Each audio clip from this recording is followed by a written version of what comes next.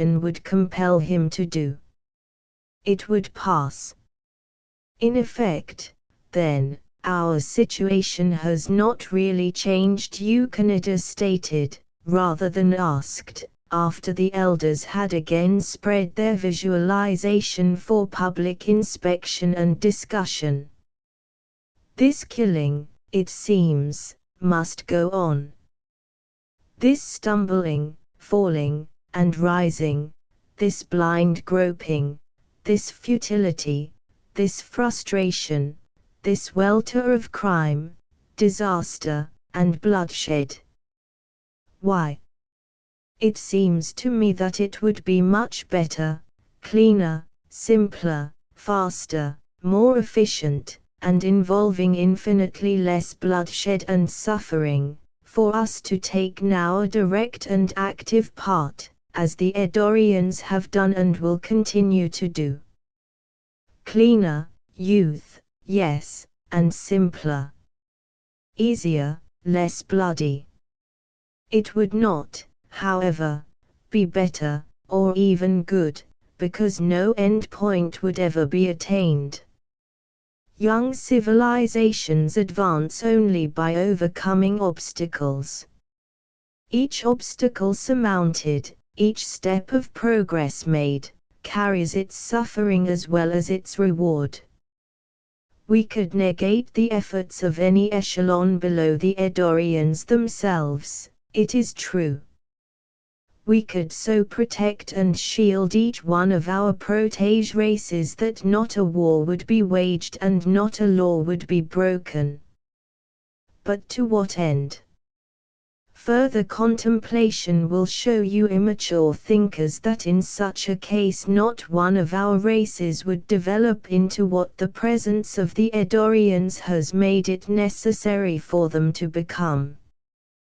From this it follows that we would never be able to overcome Eddor, nor would our conflict with that race remain indefinitely at stalemate.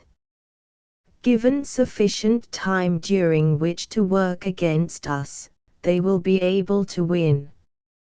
However, if every Arisian follows his line of action as it is laid out in this visualization, all will be well. Are there any more questions? None. The blanks which you may have left can be filled in by a mind of very moderate power. Look here, Fred. Cleveland called attention to the plate, upon which was pictured a horde of the peculiar inhabitants of that ghastly planet, wreaking their frenzied electrical wrath upon everything within the circle bed of native life by Roger's destructive beams. I was just going to suggest that we clean up the planetoid that Roger started to build, but I see that the local boys and girls are attending to it. Just as well, perhaps. I would like to stay and study these people a little while, but we must get back onto the trail of the Nevians, and the Boise leaped away into space, toward the line of flight of the amphibians. They reached that line and along it they traveled at full normal blast.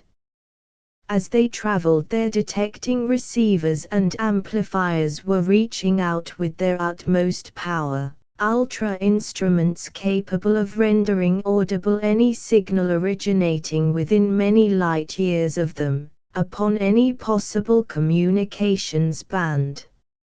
And constantly at least two men, with every sense concentrated in their ears, were listening to those instruments. Listening, straining to distinguish in the deafening roar of background noise from the overdriven tubes any sign of voice or of signal, listening, while, millions upon millions of miles beyond even the prodigious reach of those ultra-instruments, three human beings were even then sending out into empty space an almost hopeless appeal for the help so desperately needed.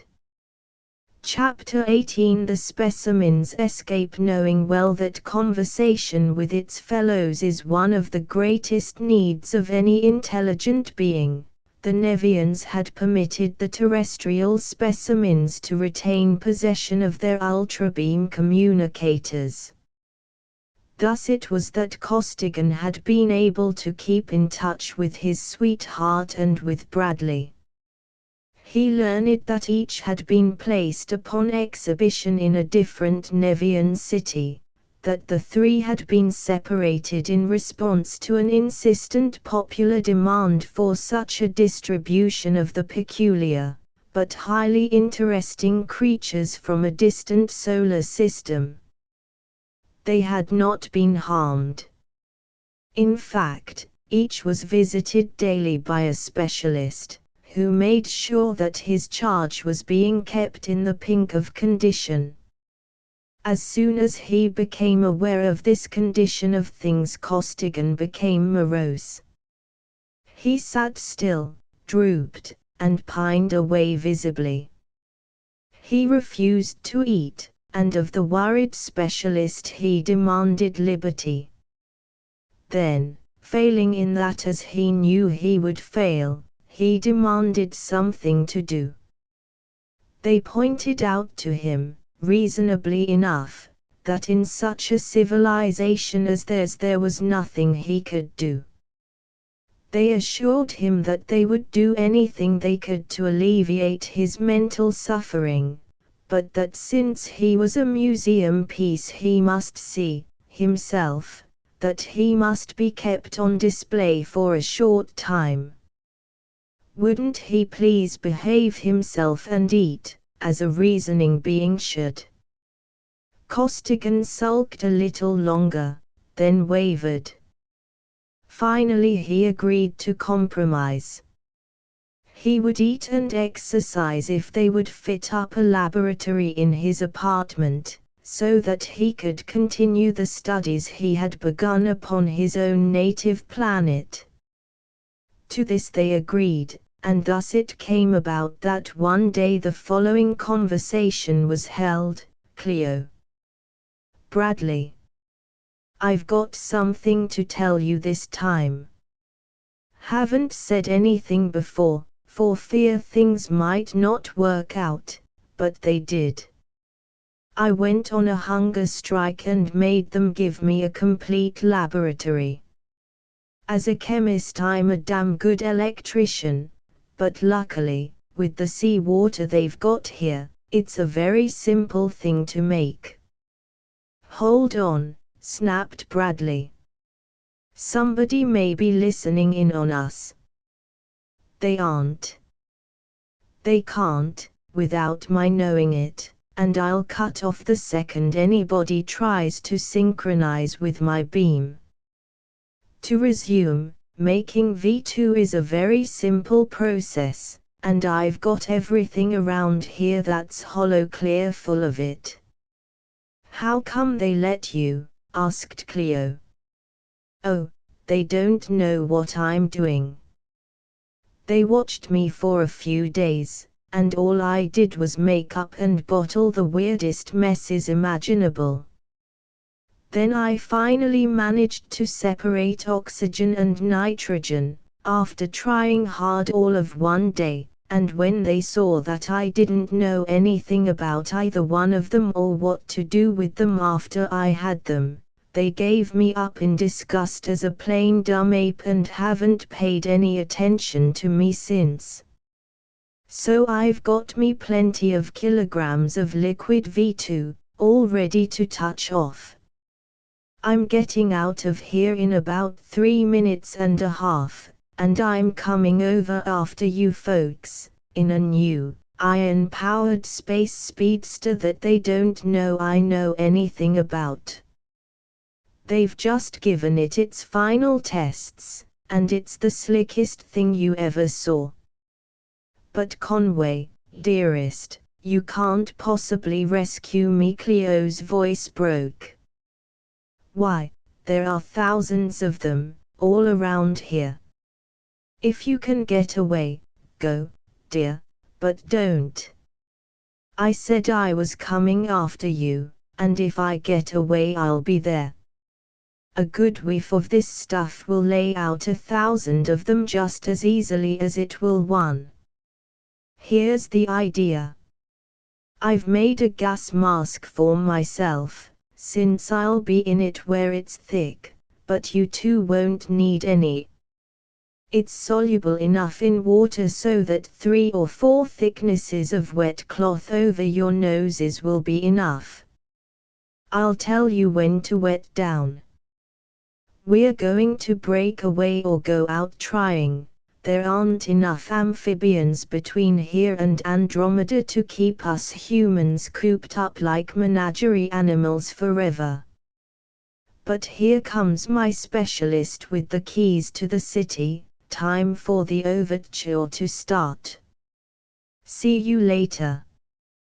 The Nevian physician directed his key tube upon the transparent wall of the chamber and an opening appeared, an opening which vanished as soon as he had stepped through it. Costigan kicked a valve open, and from various innocent tubes there belched forth into the water of the central lagoon and into the air over it a flood of deadly vapor. As the Nevian turned toward the prisoner there was an almost inaudible hiss and a tiny jet of the frightful, outlawed stuff struck his open gills, just below his huge, conical head. He tensed momentarily, twitched convulsively just once, and fell motionless to the floor. And outside, the streams of avidly soluble liquefied gas rushed out into air and into water. It spread, dissolved, and diffused with the extreme mobility which is one of its characteristics, and as it diffused and was borne outward the Nevians in their massed hundreds died. Died not knowing what killed them, not knowing even that they died. Costigan, bitterly resentful of the inhuman treatment accorded the 3 and fiercely anxious for the success of his plan of escape, held his breath and, grimly alert, watched the amphibians die. When he could see no more motion anywhere he donned his gas mask, strapped upon his back a large canister of the poison. His capacious pockets were already full of smaller containers, and 2 savagely exultant sentences escaped him. I am a poor, ignorant specimen of ape that can be let play with apparatus, am I? He rasped, as he picked up the key tube of the specialist and opened the door of his prison. They'll learn now that it ain't safe to judge by the looks of a flea how far he can jump. He stepped out through the opening into the water, and, burdened as he was, made shift to swim to the nearest ramp. Up it he ran, toward a main corridor. But ahead of him there was wafted a breath of dread V2, and where that breath went also unconsciousness, an unconsciousness which would deepen gradually into permanent oblivion save for the prompt intervention of one who possessed, not only the necessary antidote, but the equally important knowledge of exactly how to use it. Upon the floor of that corridor were strewn Nevians, who had dropped in their tracks. Past or over their bodies Costigan strode, pausing only to direct a jet of lethal vapor into whatever branching corridor or open door caught his eye. He was going to the intake of the city's ventilation plant, and no unmasked creature dependent for life upon oxygen could bar his path. He reached the intake, tore the canister from his back, and released its full, vast volume of horrid contents into the primary airstream of the entire city. And all throughout that doomed city Nevians dropped, quietly and without a struggle, unknowing. Busy executives dropped upon their cushioned, flat-topped desks. Hurrying travelers and messengers dropped upon the floors of the corridors or relaxed in the noxious waters of the ways. Lookouts and observers dropped before their flashing screens. Central operators of communications dropped under the winking lights of their panels. Observers and centrals in the outlying sections of the city wondered briefly at the unwanted universal motionlessness and stagnation. Then the racing taint in water and in air reached them, too, and they ceased wondering, forever. Then through those quiet halls Costigan stalked to a certain storage room, where with all due precaution he donned his own suit of triplanetary armor. Making an ungainly bundle of the other Solarian equipment stored there, he dragged it along behind him as he clanked back toward his prison, until he neared the dock at which was moored the Nevian space speedster which he was determined to take. Here, he knew, was the first of many critical points. The crew of the vessel was aboard, and, with its independent air supply, unharmed.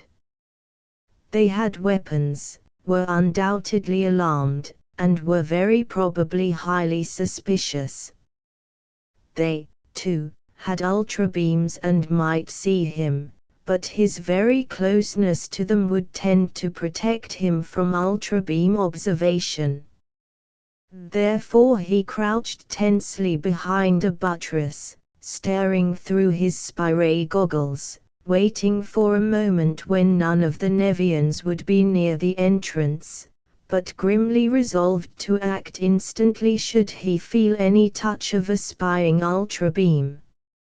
"Here's where the pinch comes," he growled to himself. "I know the combinations, but if they are suspicious enough and act quick enough they can seal that door on me before I can get it open, and then rub me out like a blot. But, the moment had arrived, before the touch of any revealing ray. He trained the key tube. The entrance opened, and through that opening in the instant of its appearance there shot a brittle bulb of glass, whose breaking meant death. It crashed into fragments against a metallic wall and Costigan, entering the vessel, consigned its erstwhile crew one by one to the already crowded waters of the lagoon.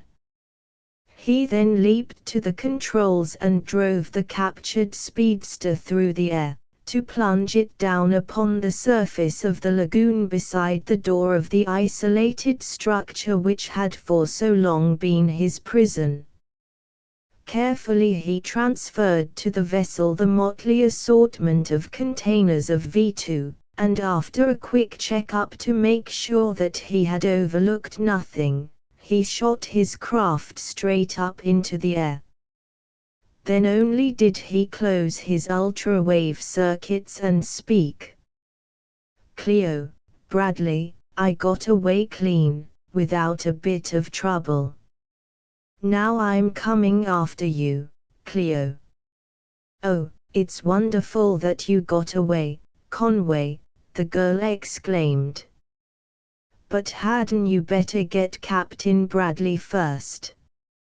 Then, if anything should happen, he would be of some use, while I'll knock him into an outside loop if he does," the captain snorted, and Costigan went on, "You won't need to.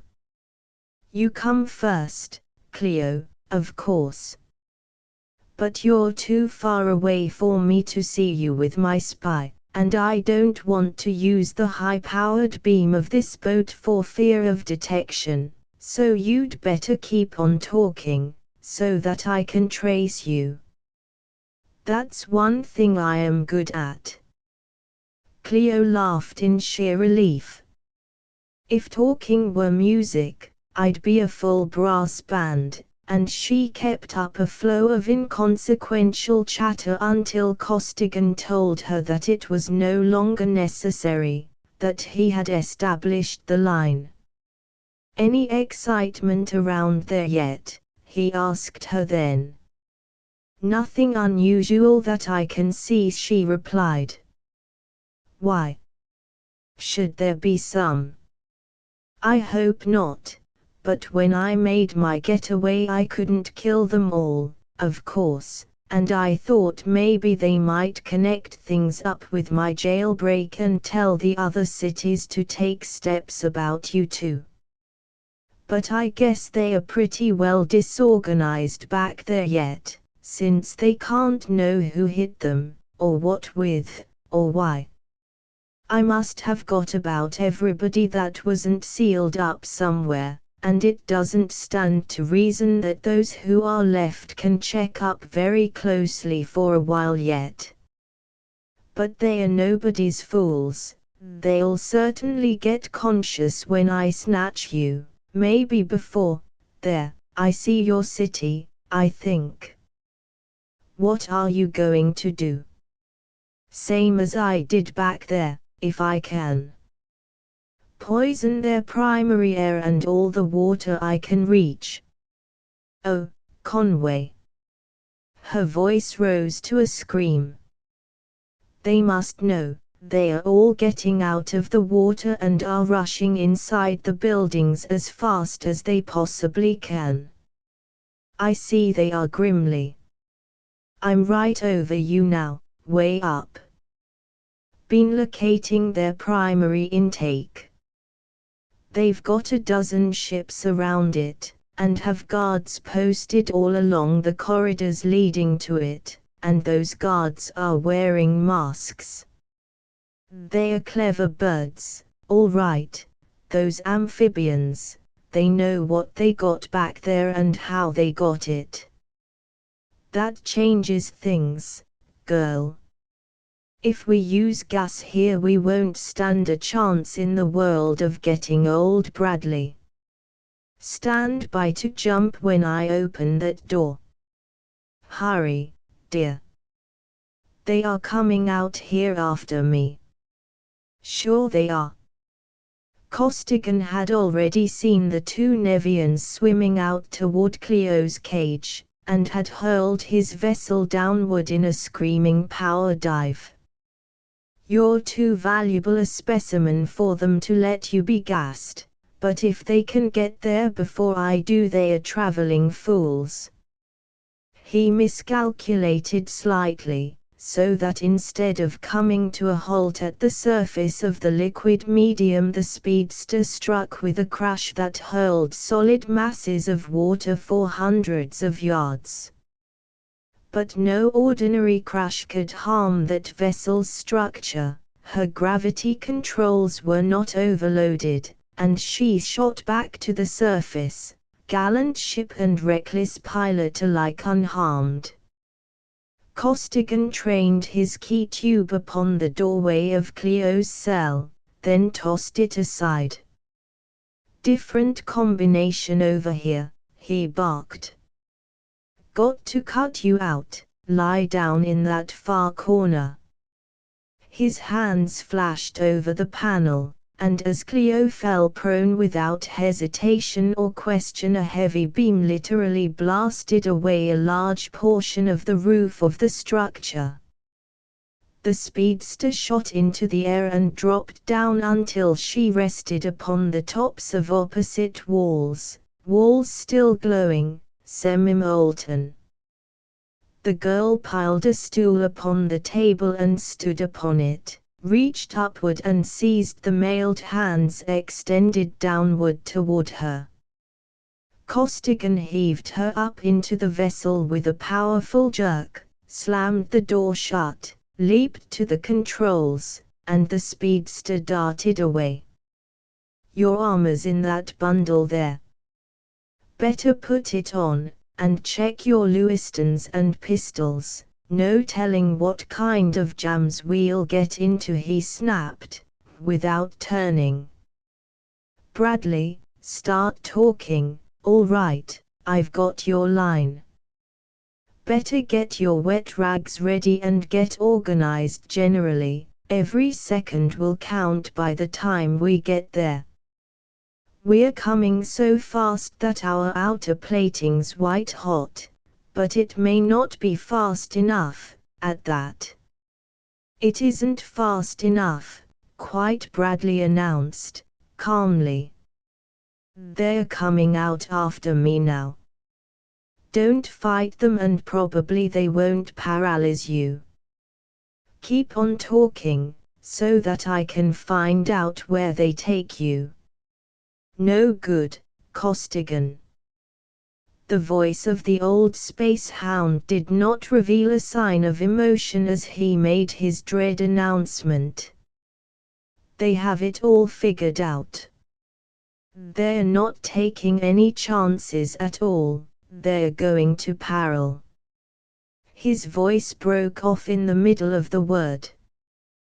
With a bitter imprecation, Costigan flashed on the powerful ultra-beam projector of the speedster and focused the plate upon Bradley's prison, careless now of detection, since the Nevians were already warned. Upon that plate he watched the Nevians carry the helpless body of the captain into a small boat, and continued to watch as they bore it into one of the largest buildings of the city. Up a series of ramps they took the still form, placing it finally upon a soft couch in an enormous and heavily guarded central hall. Costigan turned to his companion, and even through the helmets she could see plainly the white agony of his expression. He moistened his lips and tried twice to speak, tried and failed, but he made no move either to cut off their power or to change their direction. Of course, she approved steadily. We are going through. I know that you want to run with me, but if you actually did it I would never want to see you or hear of you again, and you would hate me forever. Hardly that. The anguish did not leave his eyes and his voice was hoarse and strained, but his hands did not vary the course of the speedster by so much as a hair's breadth. You're the finest little fellow that ever waved a plume, and I would love you no matter what happened. I'd trade my immortal soul to the devil if it would get you out of this mess, but we're both in it up to our necks and we can't back out now. If they kill him we beat it. He and I both knew that it was on the chance of that happening that I took you first, but as long as all three of us are alive it's all three or none.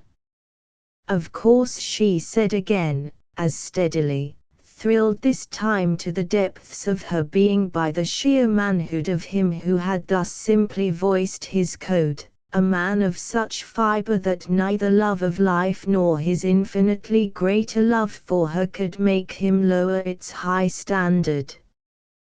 We are going through. Forget that I am a woman. We are three human beings, fighting a world full of monsters. I am simply one of us three. I will steer your ship, fire your projectors, or throw your bombs.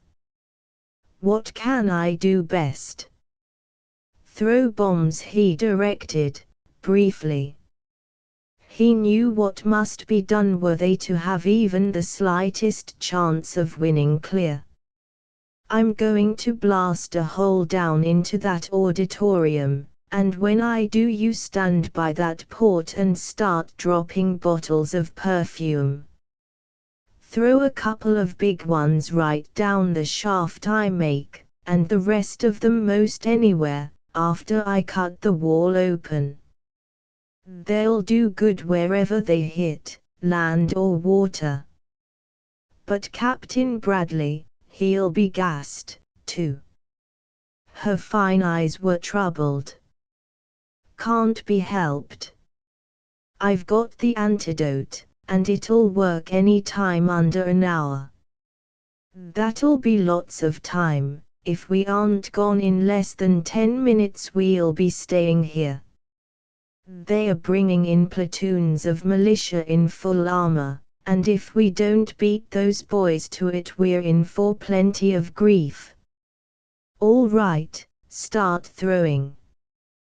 The speedster had come to a halt directly over the imposing edifice within which Bradley was incarcerated, and a mighty beam had flared downward, digging a fiery well through floor after floor of stubborn metal. The ceiling of the amphitheater was pierced. The beam expired. Down into that assembly hall there dropped 2 canisters of V2, to crash and to fill its atmosphere with imperceptible death. Then the beam flashed on again, this time at maximum power, and with it Costigan burned away half of the entire building. Burned it away until room above room gaped open, shelf-like, to outer atmosphere, the great hall now resembling an oversized pigeonhole surrounded by smaller ones. Into that largest pigeonhole the speedster darted, and cushioned desks and benches crashed down, crushed flat under its enormous weight as it came to rest upon the floor. Every available guard had been thrown into that room, regardless of customary occupation or of equipment. Most of them had been ordinary watchmen, not even wearing masks, and all such were already down. Many, however, were masked, and a few were dressed in full armor. But no portable armor could mount defenses of sufficient power to withstand the awful force of the speedster's weapons, and one flashing swing of a projector swept the hall almost clear of life. Can't shoot very close to Bradley with this big beam, but I'll mop up on the rest of them by hand.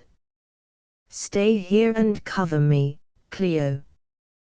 Costigan ordered, and went to open the port. I can't, I won't. Cleo replied instantly. I don't know the controls well enough. I'd kill you or Captain Bradley, sure, but I can shoot, and I'm going to, and she leaped out, close upon his heels.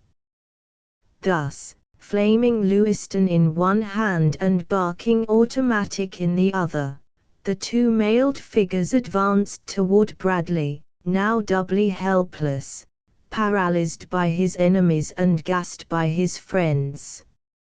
For a time the Nevians melted away before them, but as they approached more nearly the couch upon which the captain was, they encountered 6 figures encased in armor fully as capable as their own. The beams of the Lewistons rebounded from that armor in futile pyrotechnics, the bullets of the automatics spattered and exploded impotently against it. And behind that single line of armored guards were massed perhaps 20 unarmored, but masked, soldiers, and scuttling up the ramps leading into the hall were coming the platoons of heavily armored figures which Costigan had previously seen. Decision instantly made, Costigan ran back toward the speedster, but he was not deserting his companions. Keep the good work up, he instructed the girl as he ran. I'll pick those jaspers off with a pencil and then stand off the bunch that's coming while you rub out the rest of that crew there and drag Bradley back here. Back at the control panel, he trained a narrow, but intensely dense beam, quasi-solid lightning, and one by one the 6 armored figures fell. Then, knowing that Cleo could handle the remaining opposition, he devoted his attention to the reinforcements so rapidly approaching from the sides. Again and again the heavy beam lashed out, now upon this side, now upon that, and in its flaming path Nevians disappeared. And not only Nevians, in the incredible energy of that beam's blast, floor, walls, ramps, and every material thing vanished in clouds of thick and brilliant vapor. The room temporarily clear of foes, he sprang again to Cleo's assistance, but her task was nearly done. She had rubbed out all opposition and, tugging lustily at Bradley's feet, had already dragged him almost to the side of the speedster. "At a girl, Cleo," cheered Costigan, as he picked up the burly captain and tossed him through the doorway. "Highly useful, girl of my dreams, as well as ornamental. In with you, and we'll go places." But getting the speedster out of the now completely ruined hall proved to be much more of a task than driving it in had been, for scarcely had Costigan closed his locks than a section of the building collapsed behind them, cutting off their retreat.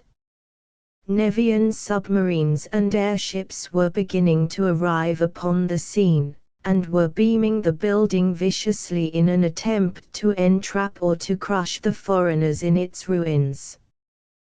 Costigan managed finally to blast his way out, but the Nevians had had time to assemble in force and he was met by a concentrated storm of beams and of metal from every inimical weapon within range. But not for nothing had Conway Costigan selected for his dash for liberty the craft which, save only for the two immense interstellar cruisers, was the most powerful vessel ever built upon Red Nevia.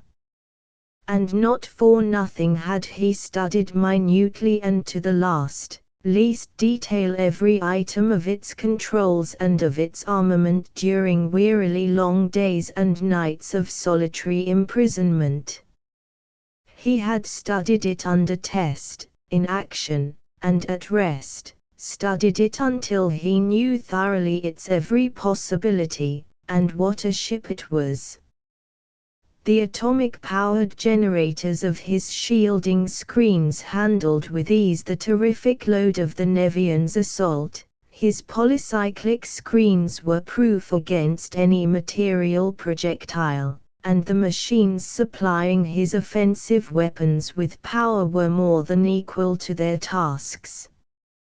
Driven now at full rating, those frightful beams lashed out against the Nevians, blocking the way, and under their impacts her screens flared brilliantly through the spectrum and went down. And in the instant of their failure the enemy vessel was literally blown into nothingness. No unprotected metal, however resistant, could exist for a moment in the pathway of those iron-driven tornadoes of pure energy. Ship after ship of the Nevians plunged toward the speedster in desperately suicidal attempts to ram her down, but each met the same flaming fate before it could reach its target. Then from the grouped submarines far below there reached up red rods of force, which seized the spaceship and began relentlessly to draw her down. "What are they doing that for, Conway? They can't fight us. They don't want to fight us. They want to hold us, but I know what to do about that, too." And the powerful tractor rods snapped as a plane of pure force knifed through them. Upward now at the highest permissible velocity the speedster leaped, and past the few ships remaining above her she dodged, nothing now between her and the freedom of boundless space. "You did it, Conway, you did it!" Cleo exulted. "Oh, Conway, you're just simply wonderful." "I haven't done it yet," Costigan cautioned her. the worst is yet to come. Nradu. He's why they wanted to hold us back, and why I was in such a hurry to get away. That boat of his is bad medicine, girl, and we want to put plenty of kilometers behind us before he gets started. But do you think he will chase us? Think so. I know so. The mere facts that we are rare specimens and that he told us that we were going to stay there all the rest of our lives would make him chase us clear to Lundmark's nebula. Besides that, we stepped on their toes pretty heavily before we left. We know altogether too much now to be let get back to Tellus, and finally, they'd all die of acute enlargement of the spleen if we get away with this prize ship of theirs. I hope to tell you they'll chase us. He fell silent, devoting his whole attention to his piloting, driving his craft onward at such velocity that its outer plating held steadily at the highest point of temperature compatible with safety. Soon they were out in open space, hurtling toward the sun under the drive of every possible watt of power, and Costigan took off his armor and turned toward the helpless body of the captain. He looks so dead, Conway. Are you really sure that you can bring him to? Absolutely. Lots of time yet. Just 3 simple squirts in the right places will do the trick. He took from a locked compartment of his armor a small steel box, which housed a surgeon's hypodermic and 3 vials. 1, 2, 3, he injected small, but precisely measured amounts of the fluids into the 3 vital localities, then placed the inert form upon a deeply cushioned couch. There. That'll take care of the gas in 5 or 6 hours. The paralysis will wear off long before that, so he'll be all right when he wakes up, and we're going away from here with everything we can put out. I've done everything I know how to do, for the present. Then only did Costigan turn and look down, directly into Cleo's eyes. Wide, eloquent blue eyes that gazed back up into his, tender and unafraid, eyes freighted with the oldest message of woman to chosen man. His hard young face softened wonderfully as he stared at her. There were 2 quick steps and they were in each other's arms. Lips upon eager lips, blue eyes to grey, motionless they stood clasped in ecstasy, thinking nothing of the dreadful past, nothing of the fearful future, conscious only of the glorious, wonderful present. Cleo mine, darling, girl, how I love you. Costigan's deep voice was husky with emotion. I haven't kissed you for 7,000 years. I don't rate you, by a million steps, but if I can just get you out of this mess, I swear by all the gods of interplanetary space. You needn't, lover. Rate me. Good heavens, Conway. It's just the other way. Stop it, he commanded in her ear. I'm still dizzy at the idea of your loving me at all, to say nothing of loving me this way. But you do, and that's all I ask, here or hereafter. Love you. Love you. Their mutual embrace tightened and her low voice thrilled brokenly as she went on, Conway dearest. I can't say a thing, but you know. Oh, Conway. After a time Cleo drew a long and tremulous, but supremely happy breath as the realities of their predicament once more obtruded themselves upon her consciousness. She released herself gently from Costigan's arms. "Do you really think that there is a chance of us getting back to the Earth, so that we can be together, always?" "A chance, yes. A probability, no," he replied, unequivocally. "It depends upon two things. First, how much of a start we got on Radu. His ship is the biggest and fastest thing I ever saw, and if he strips her down and drives her, which he will, he'll catch us long before we can make Tellus. On the other hand, I gave Rodebush a lot of data, and if he and Leman Cleveland can add it to their own stuff and get that super ship of ours rebuilt in time, they'll be out here on the prowl, and they'll have what it takes to give even Radu plenty of argument. No use worrying about it, anyway. We won't know anything until we can detect one or the other of them, and then will be the time to do something about it. If Nradu catches us, will you?" She paused. "Rub you out?" "I will not. Even if he does catch us, and takes us back to Nevia, I won't.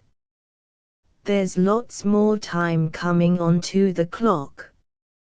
Nradu won't hurt either of us badly enough to leave scars, either physical, mental, or moral.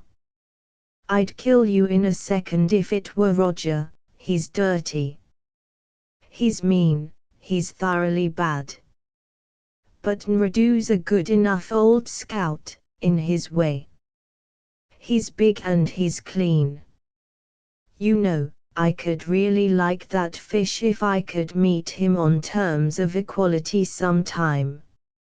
"I couldn't," she declared vigorously.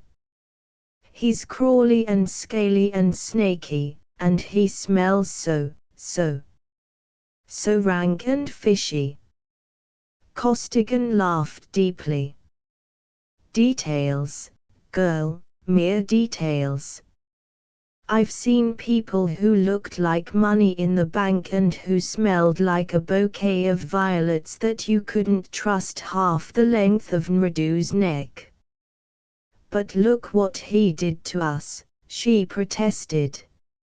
"And they weren't trying to recapture us back there, they were trying to kill us." "That was perfectly all right, what he did and what they did. What else could they have done?" he wanted to know. "And while you're looking, look at what we did to them. Plenty, I'd say. But we all had it to do, and neither side will blame the other for doing it. He's a square shooter, I tell you." "Well, maybe, but I don't like him a bit, and let's not talk about him anymore. Let's talk about us. Remember what you said once, when you advised me to let you lay or whatever it was." Woman-like, she wished to dip again lightly into the waters of pure emotion, even though she had such a short time before led the man out of their profoundest depths. But Costigan, into whose hard life love of women had never before entered, had not yet recovered sufficiently from his soul-shaking plunge to follow her lead. Inarticulate, distrusting his newly found supreme happiness, he must needs stay out of those enchanted waters or plunge again. And he was afraid to plunge, diffident, still deeming himself unworthy of the miracle of this wonder girl's love, even though every fiber of his being shrieked its demand to feel again that slender body in his arms. He did not consciously think those thoughts. He acted them without thinking, they were prime basics in that which made Conway Costigan what he was. I do remember, and I still think it's a sound idea, even though I am too far gone now to let you put it into effect, he assured her, half seriously. He kissed her, tenderly and reverently, then studied her carefully. But you look as though you'd been on a Martian picnic. When did you eat last? I don't remember, exactly. This morning, I think. Or maybe last night, or yesterday morning. I thought so. Bradley and I can eat anything that's chewable, and drink anything that will pour, but you can't. I'll scout around and see if I can't fix up something that you'll be able to eat. He rummaged through the storerooms, emerging with sundry viands from which he prepared a highly satisfactory meal. Think you can sleep now, sweetheart? After supper, once more within the circle of Costigan's arms, Cleo nodded her head against his shoulder. Of course I can, dear. Now that you are with me, out here alone, I'm not a bit afraid anymore. You will get us back to Earth some way, sometime, I just know that you will. Good night, Conway. Good night, Cleo, little sweetheart, he whispered, and went back to Bradley's side. In due time the captain recovered consciousness, and slept. Then for days the speedster flashed on toward our distant solar system, days during which her wide-flung detector screens remained cold. I don't know whether I'm afraid they'll hit something or afraid that they won't, Costigan remarked more than once, but finally those tenuous sentinels did in fact encounter an interfering vibration. Along the detector line a visibium sped, and Costigan's face hardened as he saw the unmistakable outline of Nradu's interstellar cruiser, far behind them. Well, a stern chase always was a long one, Costigan said finally. He can't catch us for plenty of days yet, now what, for the alarms of the detectors had broken out anew. There was still another point of interference to be investigated. Costigan traced it, and there, almost dead ahead of them, between them and their sun, nearing them at the incomprehensible rate of the sum of the two vessels' velocities, came another cruiser of the Nevians. Must be the sister ship, coming back from our system with a load of iron, Costigan deduced. Heavily loaded as she is, we may be able to dodge her, and she's coming so fast that if we can stay out of her range we'll be all right. He won't be able to stop for probably 3 or 4 days. But if our supership is anywhere in these parts, now's the time for her to rally round. He gave the speedster all the side thrust she would take, then, putting every available communicator tube behind a tight beam, he aimed it at Sol and began sending out a long-continued call to his fellows of the Triplanetary service. Nearer and nearer the Nevian flashed, trying with all her power to intercept the speedster, and it soon became evident that, heavily laden though she was, she could make enough sideway to bring her within range at the time of meeting. Of course, they've got partial neutralization of inertia, the same as we have, Costigan cogitated. And by the way he's coming, I'd say that he had orders to blow us out of the ether. He knows as well as we do that he can't capture us alive at anything like the relative velocities we've got now. I can't give her any more side thrust without overloading the gravity controls, so overloaded they've got to be.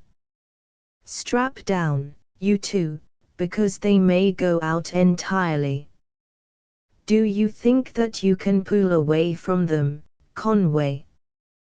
Cleo was staring in horrified fascination into the plate, watching the pictured vessel increase in size, moment by moment. I don't know whether I can or not, but I'm going to try. Just in case we don't, though, I'm going to keep on yelling for help. In solid. All right, boat, do your stuff. Chapter 19 Giants Meet. Check your blast, Fred. I think that I hear something trying to come through. Cleveland called out, sharply. For days the Boise had torn through the illimitable reaches of empty space, and now the long vigil of the keen-eared listeners was to be ended. Rodebush cut off his power, and through the crackling roar of tube noise an almost inaudible voice made itself heard. All the help you can give us. Sams, Cleveland, Rodebush, anybody of Triplanetary who can hear me, listen. This is Costigan, with Miss Marston and Captain Bradley, heading for where we think the sun is. From right ascension about 6 hours, declination about plus 14 degrees. Distance unknown, but probably a good many light years. Trace my call. One Nevian ship is overhauling us slowly, another is coming toward us from the sun. We may or may not be able to dodge it, but we need all the help you can give us. Sams, Rodebush, Cleveland, anybody of Triplanetary. Endlessly the faint voice went on, but Rodebush and Cleveland were no longer listening. Sensitive ultraloops had been swung, and along the indicated line shot Triplanary's supership at a velocity which she had never before even approached, the utterly incomprehensible, almost incalculable velocity attained by inertialess matter driven through an almost perfect vacuum by the Boise's maximum projector blasts. A blast which would lift her stupendous normal tonnage against a gravity 5 times that of Earth. At the full frightful measure of that velocity the supership literally annihilated distance, while ahead of her the furiously driven spiral beam fanned out in quest of the 3 Triplanetarians who were calling for help. Got any idea how fast we're going? Rodebush demanded, glancing up for an instant from the observation plate. We should be able to see him, since we could hear him, and our range is certainly as great as anything he can have. No. Can't figure velocity without any reliable data on how many atoms of matter exist per cubic meter out here. Cleveland was staring at the calculator. It's constant, of course, at the value at which the friction of the medium is equal to our thrust. Incidentally, we can't hold it too long. We're running a temperature, which shows that we're stepping along faster than anybody ever computed before. Also, it points out the necessity for something that none of us ever anticipated needing in an open space drive, refrigerators or radiating wall shields or repellers or something of the sort. But to get back to our velocity, taking Throckmorton's estimates it figures somewhere near the order of magnitude of 10 to the 27th. Fast enough, anyway, so that you'd better bend an eye on that plate. Even after you see them you won't know where they really are, because we don't know any of the velocities involved, our own, theirs, or that of the beam, and we may be right on top of them. Or, if we happen to be outrunning the beam, we won't see them at all. That makes it nice piloting. How are you going to handle things when we get there? Lock to them and take them aboard, if we're in time. If not, if they are fighting already, there they are. The picture of the speedster's control room flashed upon the speaker. Hi, Fritz. Hi, Cleve. Welcome to our city. Where are you? We don't know, Cleveland snapped back, and we don't know where you are, either. Can't figure anything without data. I see you're still breathing air. Where are the Nevians? How much time have we got yet? Not enough, I'm afraid. By the looks of things they will be within range of us in a couple of hours, and you haven't even touched our detector screen yet. A couple of hours. In his relief, Cleveland shouted the words. That's time to burn, we can be just about out of the galaxy in that. He broke off at a yell from Rodebush. Broadcast, Spud, broadcast, the physicist had cried, as Costigan's image had disappeared utterly from his plate. He cut off the voice's power, stopping her instantaneously in mid-space, but the connection had been broken. Costigan could not possibly have heard the orders to change his beam signal to a broadcast, so that they could pick it up, nor would it have done any good if he had heard and had obeyed. So immeasurably great had been their velocity that they had flashed past the speedster and were now unknown thousands, or millions, of miles beyond the fugitives they had come so far to help, far beyond the range of any possible broadcast. But Cleveland understood instantly what had happened. He now had a little data upon which to work, and his hands flew over the keys of the calculator. Back blast, at maximum, 17 seconds, he directed crisply. Not exact, of course, but that will put us close enough so that we can find M with our detectors. For the calculated 17 seconds the supership retraced her path, at the same awful speed with which she had come so far. The blast expired and there, plainly limned upon the observation plates, was the Nevian speedster. As a computer, you're good, Cleve Rodebush applauded. So close that we can't use the neutralizers to catch him. If we use one dyne of drive we'll overshoot 1,000,000 kilometers before I could snap the switch.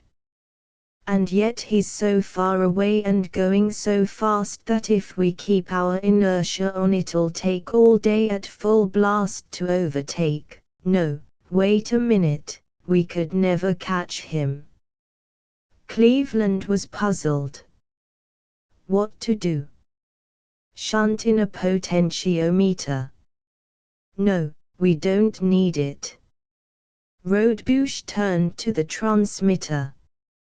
Costigan. We are going to take hold of you with a very light tractor, a tracer, really, and whatever you do, don't cut it, or we can't reach you in time. It may look like a collision, but it won't be, we'll just touch you, without even a jar. A tractor, inertialess. Cleveland wondered. Sure. Why not? Rodebush set up the beam at its absolute minimum of power and threw in the switch. While hundreds of thousands of miles separated the two vessels and the attractor was exerting the least effort of which it was capable, yet the supership leaped toward the smaller craft at a pace which covered the intervening distance in almost no time at all.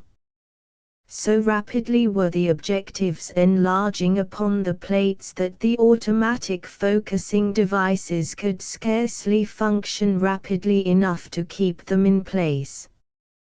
Cleveland flinched involuntarily and seized his armrests in a spasmodic clutch as he watched this, the first inertialess space approach, and even Rodebush, who knew better than anyone else what to expect, held his breath and swallowed hard at the unbelievable rate at which the two vessels were rushing together. And if these two, who had rebuilt the supership, could hardly control themselves, what of the three in the speedster, who knew nothing whatever of the Wondercraft's potentialities? Cleo, staring into the plate with Costigan, uttered one piercing shriek as she sank her fingers into his shoulders. Bradley swore a mighty deep space oath and braced himself against certain annihilation. Costigan stared for an instant, unable to believe his eyes. Then, in spite of the warning, his hand darted toward the studs which would cut the beam. Too late. Before his flying fingers could reach the buttons, the Boise was upon them, had struck the speedster in direct central impact. Moving at the full measure of her unthinkable velocity, though the supership was in the instant of impact, yet the most delicate recording instruments of the speedster could not detect the slightest shock as the enormous globe struck the comparatively tiny torpedo and clung to it, accommodating instantaneously and effortless her own terrific pace to that of the smaller and infinitely slower craft. Cleo sobbed in relief, and Costigan, one arm around her, sighed hugely. "Hey, you spacelugs," he cried. "Glad to see you, and all that, but you might as well kill a man outright as scare him to death. So that's the supership, huh? Some ship. Hi-ya, Murph." "Hi, Spud," came from the speaker. "Murph. Spud. How come?" Cleo, practically recovered now, glanced upward questioningly. It was plain that she did not quite know whether or not to like the nicknames which the rescuers were calling her. "Conway. My middle name is Murphy, so they've called me things like that ever since I was so high." Costigan indicated a length of approximately 12 inches. "And now you'll probably live long enough, I hope, to hear me called a lot worse stuff than that." "Don't talk that way, we're safe now, Con. Spud. It's nice that they like you so much, but they would, of course." She snuggled even closer, and both listened to what Rodebush was saying.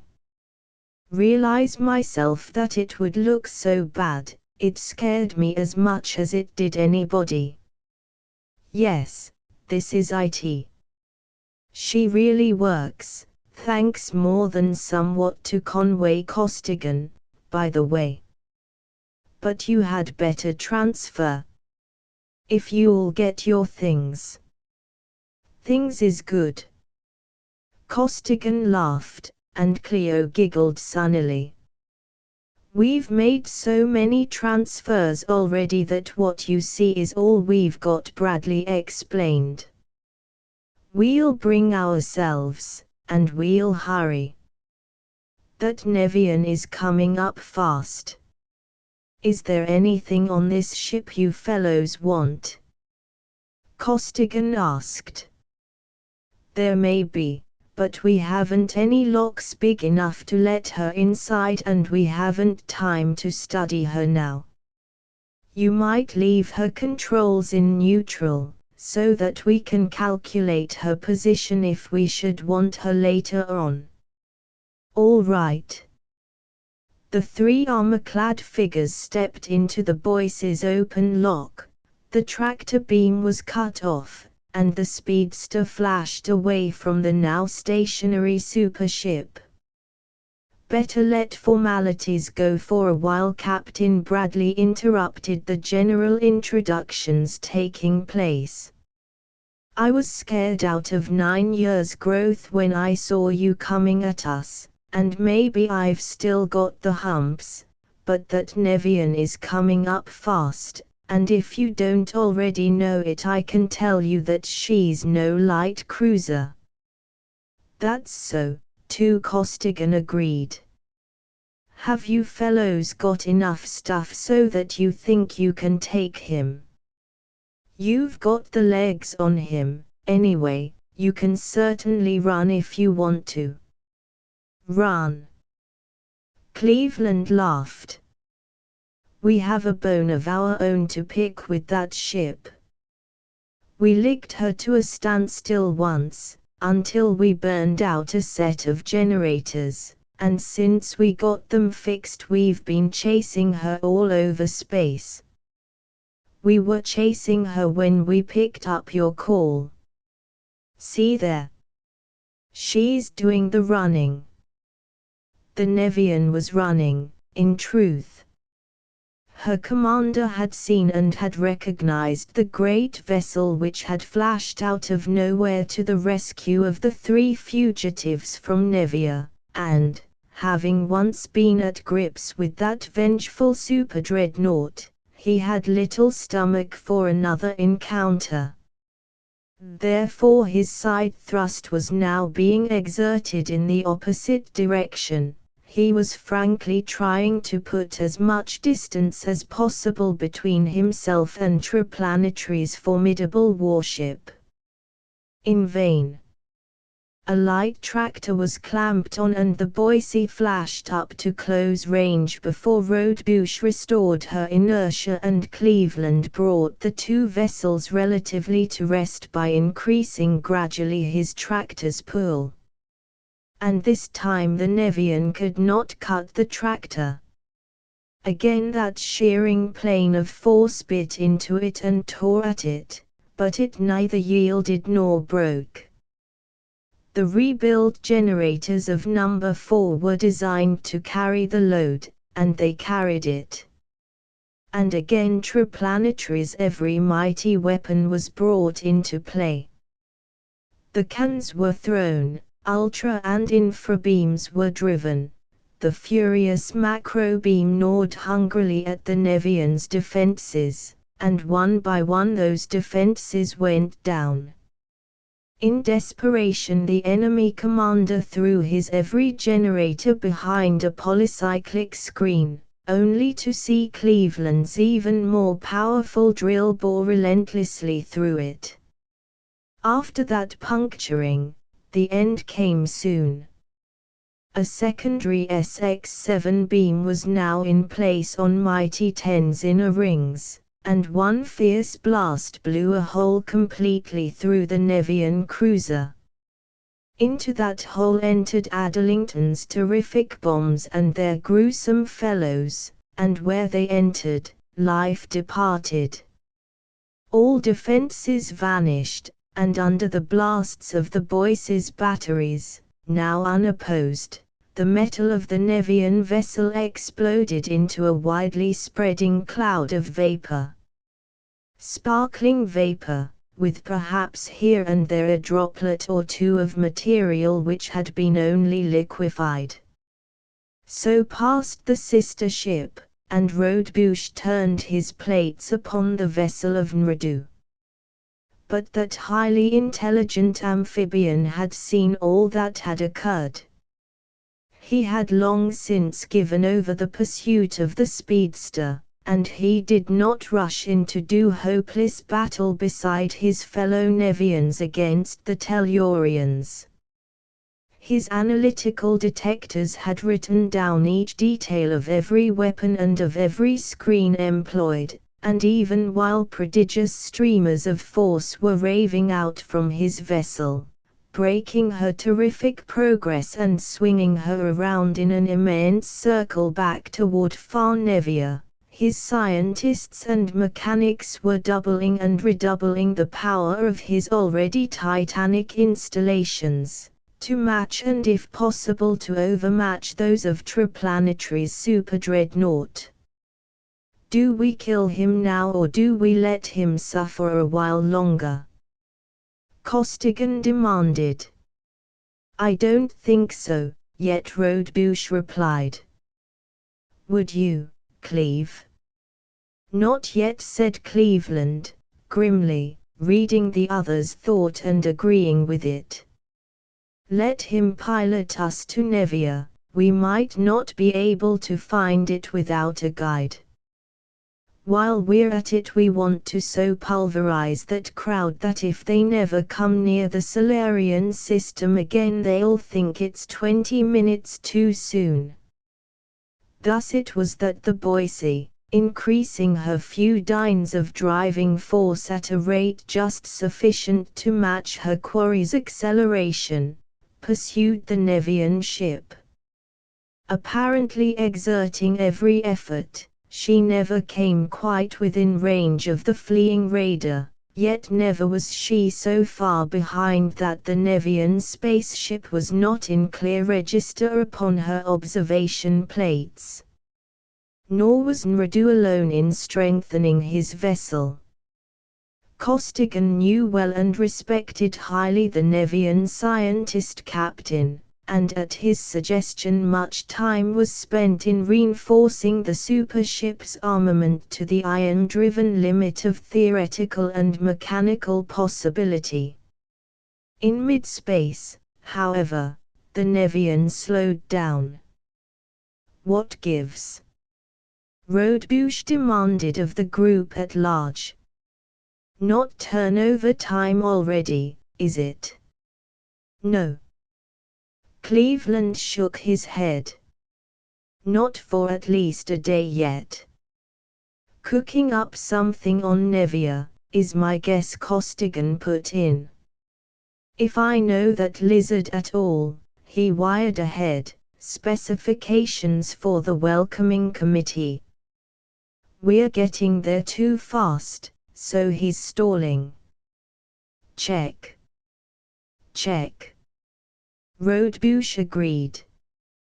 But there's no use of us waiting, if you're sure you know which one of those stars up ahead is Nevia. Do you, Cleve? Definitely. The only other thing is, then, shall we blow them out of the ether first? You might try, Costigan remarked. That is, if you're damned sure that you can run if you have to. Ha! Run, demanded Rodebush. Just that. It's spelled R-U-N, run. I know those freaks better than you do. Believe me, Fritz, they've got what it takes. Could be, at that, Rodebush admitted. We'll play it safe. The Boise leaped upon the Nevian, every weapon aflame. But, as Costigan had expected, Nradu's vessel was completely ready for any emergency. And, unlike her sister ship, she was manned by scientists well versed in the fundamental theory of the weapons with which they fought.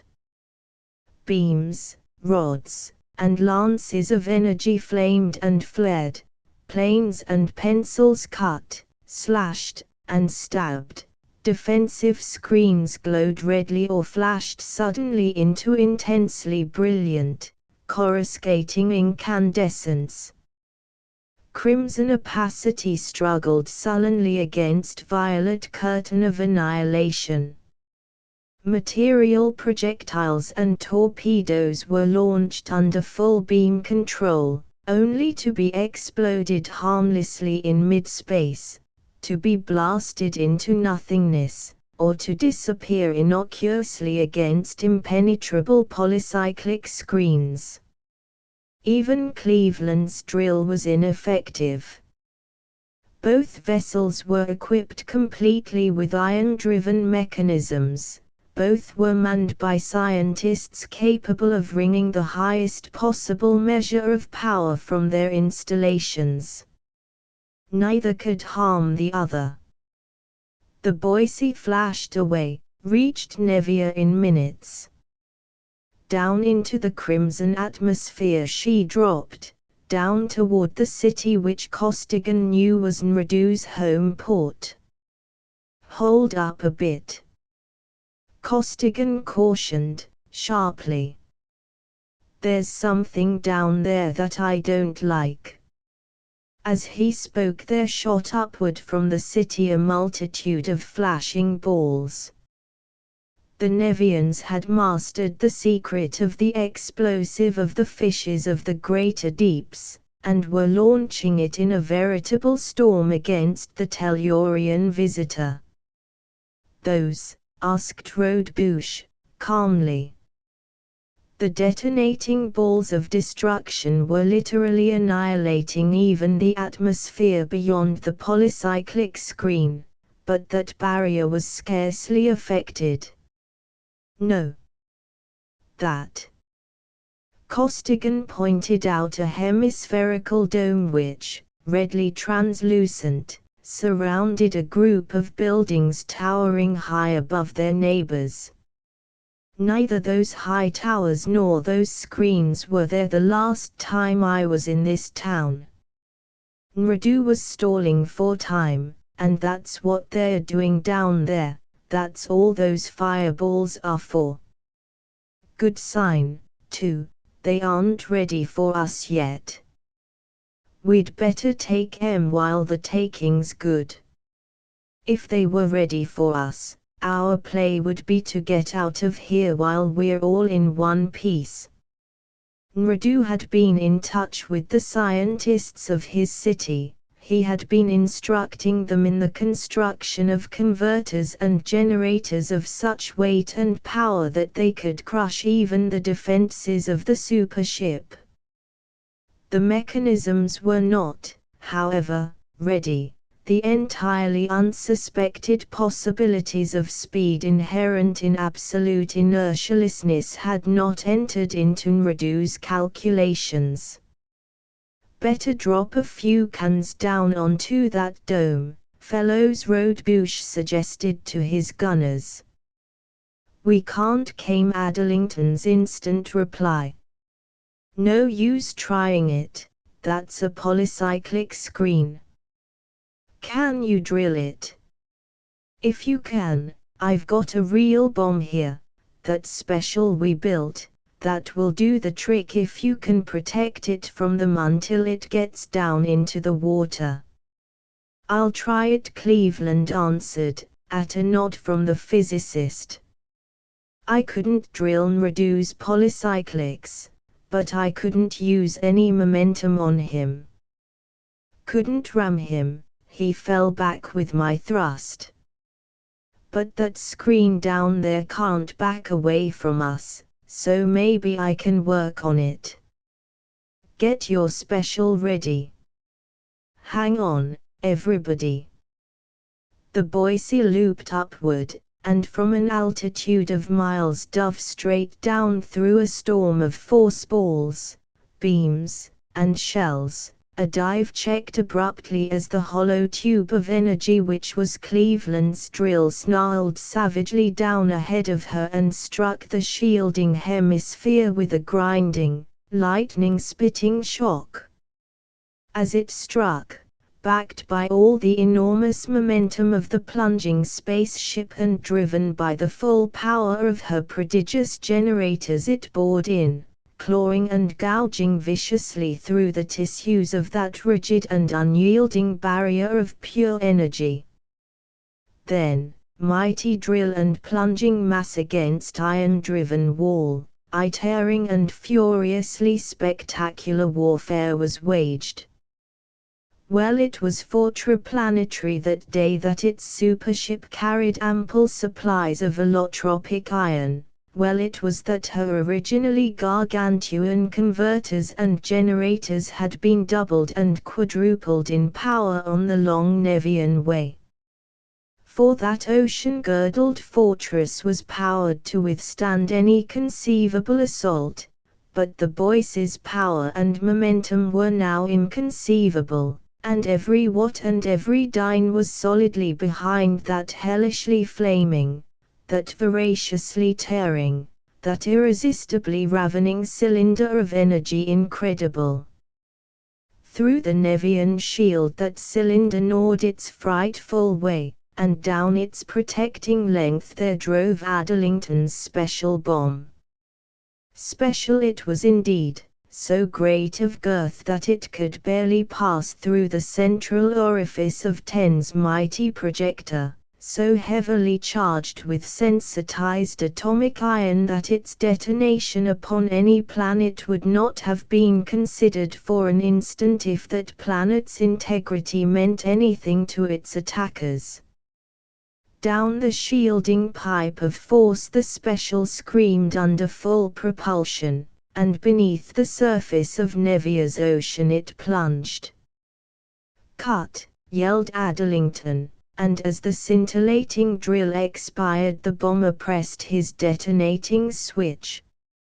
For moments the effect of the explosion seemed unimportant. A dull, low rumble was all that was to be heard of a concussion that jarred red Nevia to her very center, and all that could be seen was a slow heaving of the water. But that heaving did not cease. Slowly, so slowly it seemed to the observers now high in the heavens, the waters rose up and parted, revealing a vast chasm blown deep into the ocean's rocky bed.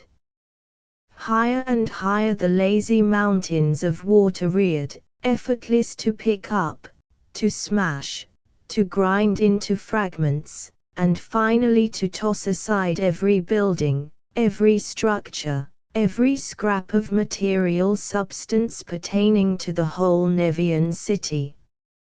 Flattened out, driven backward for miles, the buffeted waters were pressed, leaving exposed bare ground and broken rock where once had been the ocean's busy floor. Tremendous blasts of incandescent gas raved upward, jarring even the enormous mass of the supership poised so high above the site of the explosion. Then the displaced millions of tons of water rushed to make even more complete the already total destruction of the city. The raging torrents poured into that yawning cavern, filled it, and piled mountainously above it, receding and piling up, again and again, causing tidal waves which swept a full half of Nevia's mighty, watery globe. That city was silenced, forever. My God! Cleveland was the first to break the awed, the stunned, silence. He licked his lips. But we had it to do, and at that, it's not as bad as what they did to Pittsburgh. They would have evacuated all except military personnel. Of course, what next? Asked Rodebush.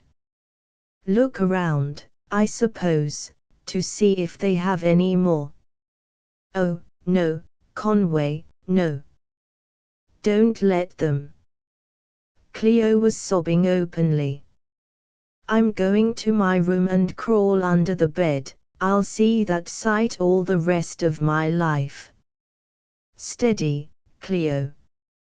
Costigan's arm tightened around her. We'll have to look, but we won't find any more. One, if they could have finished it, would have been enough. Again and again the Boise circled the world. No more superpowered installations were being built. And, surprisingly enough, the Nevians made no demonstration of hostility. I wonder why. Rodebush mused. Of course, we aren't attacking them, either, but you'd think, do you suppose that they are waiting for Nradu? Probably. Costigan paused in thought. We'd better wait for him, too. We can't leave things this way. But if we can't force engagement, a stalemate. Cleveland's voice was troubled. We'll do something, Costigan declared. This thing has got to be settled, some way or other, before we leave here. First, try talking. I've got an idea that, anyway, it can't do any harm, and I know that he can hear and understand you. Nradu arrived. Instead of attacking, his ship hung quietly poised, a mile or two away from the equally undemonstrative Boise. Rodebush directed a beam. Captain Nradu, I am Rodebush of Triplanetary. What do you wish to do about this situation? I wish to talk to you. The Nevian's voice came clearly from the speaker. You are, I now perceive, a much higher form of life than any of us had thought possible, a form perhaps as high in evolution as our own. It is a pity that we did not take the time for a full meeting of minds when we first neared your planet, so that much life, both Tellurian and Nevian, might have been spared. But what is past cannot be recalled. As reasoning beings, however, you will see the futility of continuing a combat in which neither is capable of winning victory over the other. You may, of course, destroy more of our Nevian cities, in which case I should be compelled to go and destroy similarly upon your Earth, but, to reasoning minds, such a course would be sheerest stupidity. Rodebush cut the